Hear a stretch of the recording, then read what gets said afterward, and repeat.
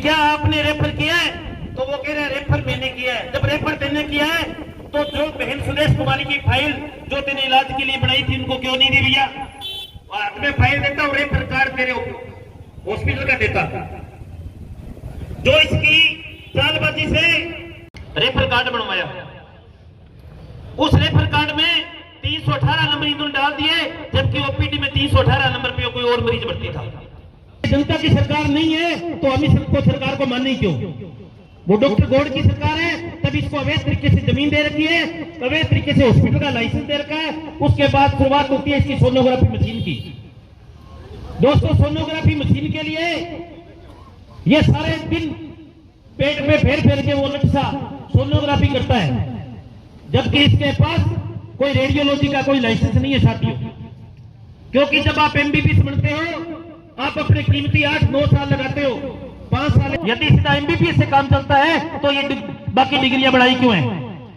ये यूरोलॉजी के ये भर्ती कर लेता है, न्यूरो के ये भर्ती कर लेता है, कैंसर के ये भर्ती कर लेता है, डिलीवरियां ये कराता है, किसी को मना नहीं करता। क्योंकि इसके गांव में जो दलाल बैठे हैं वो केवल इसी का नाम लेते हैं साथियों। एक तरफ सरकार कहती है कि हम जननी सुरक्षा योजना चला रहे हैं और महिलाओं को फाइबर देते हैं, उनको घी देते हैं, उनको दलिया देते हैं, उन सब का हक ये कुत्ता खा जाता है।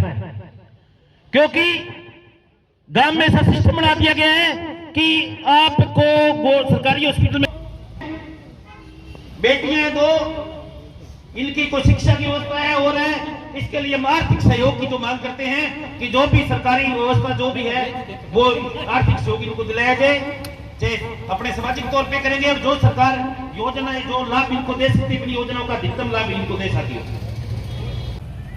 और संख्या थोड़ी अभी कम है, संख्या और हो जाएगी, लेकिन जब 3 बजे हॉस्पिटल में बढ़ेंगे, चाहे घर से निकाल के लाना पड़े, 1000 लोगों की लिस्ट है, मैं लाऊंगा, लोगों को बुला बुला के यहाँ चक्का जाम करेंगे। इसको मैं जितने भी पत्रकार साथी पहुंचे हैं उनका मैं आभार व्यक्त करूंगा, क्योंकि इन्होंने इस परिवार के न्याय दिलाने की इस लड़ाई को सोशल मीडिया के माध्यम से उठाया। डॉक्टर राजेश गौड़ ने इनको मानहानि के नोटिस दिए, लेकिन उसके बावजूद इन्होंने वो संघर्ष जारी रखा।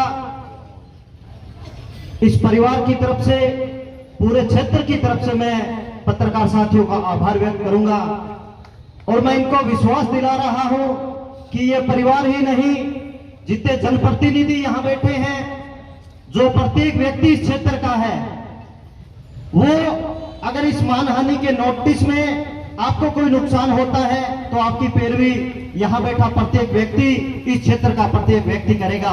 ये मैं मंच के माध्यम से आपको विश्वास दिला रहा हूं। आपने लगातार इस मांग को उठाने का काम किया है। वक्ता के रूप में मेरा निवेदन भाई अमित जी सरना से कि वो आए और अपनी बात रखें। वक्ताओं से मेरा निवेदन है कि कृपया वो समय का ध्यान। एक डॉक्टर हमारे वहां बैठा है, उसने ना तो इसने यहाँ किसी डॉक्टर को टिकने नहीं दिया और उसने वहां किसी को टिकने नहीं दिया। ये दोनों आपस में मौसेरे भाई हैं, नौकरी दे सकते हैं, पर क्यों दे रहे हैं? क्योंकि आज सरकार और प्रशासन इनके पीछे खड़ा है। आप देख लीजिए, इसके हॉस्पिटल के बाहर बैठे हैं, यहाँ नहीं बैठे। जनता यहाँ है, वहां है। अगर जनता ने कोई इसका अनहोनी करनी होती तो क्या डॉक्टर आज इस यहाँ बैठा होता क्या? पर सरकार और प्रशासन इसका साथ लगे हुए हैं और इस चीज से हमें डरना नहीं है। कैसे भी कोई भी कुछ भी जरूरत पड़ेगी, हम लोग संघर्ष समिति के साथ हैं। लोग लाने पड़ेंगे, पैसे लाने पड़ेंगे, सब हम इकट्ठा करेंगे, पर आप लोगों का सहयोग चाहिए। ये लड़ाई हम जरूर जीतेंगे।